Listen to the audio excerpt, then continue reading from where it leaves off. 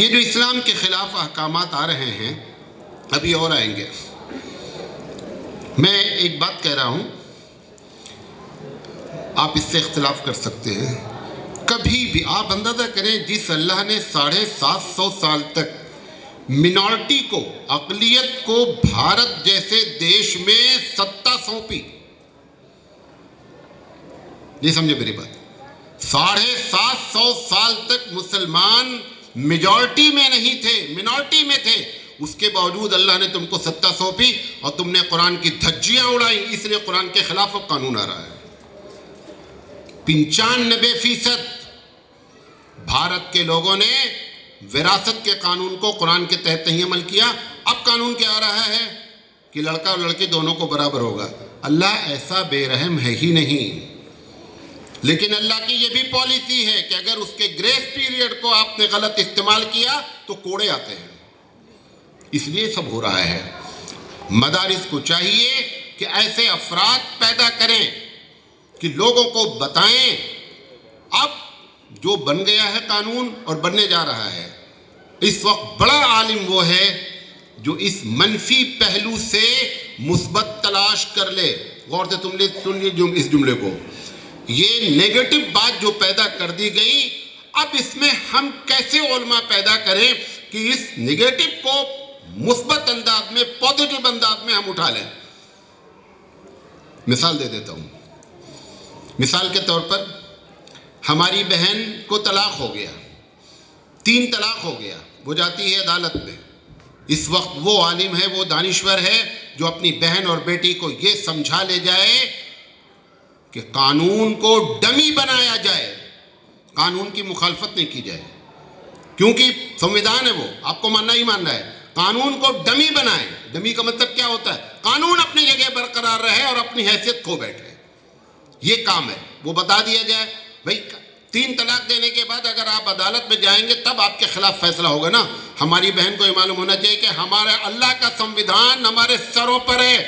ہم کو اجازت بھی دی جائے گی تو بھی ہم نہیں جائیں گے. یہ اس وقت ایسے علماء پیدا ہونا چاہیے مدارس سے جو اپنی بہن اور بیٹیوں کو یہ سمجھا سکیں.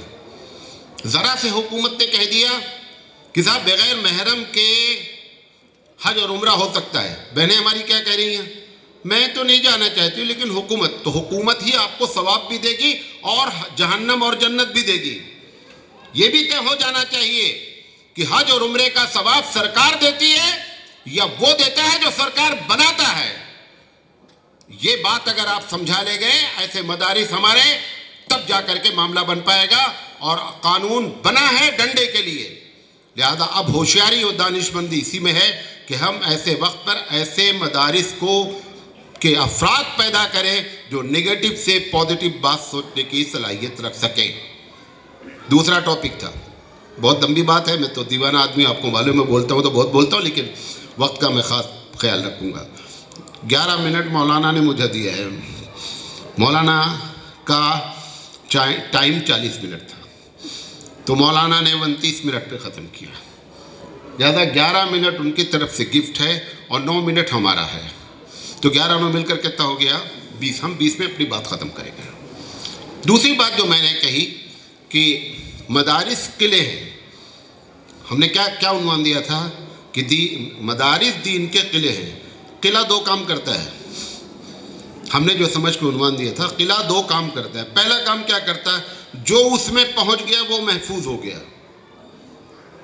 جو اس کے اندر پہنچ گیا قلعے کے اندر وہ محفوظ ہو گیا. اور قلعہ خود بخود حفاظت کی صلاحیت رکھتا ہے. اگر ہمارے مدارس ہمارے دین کی حفاظت کی صلاحیت رکھتے ہیں تب تو یہ دین کے قلعے ہیں.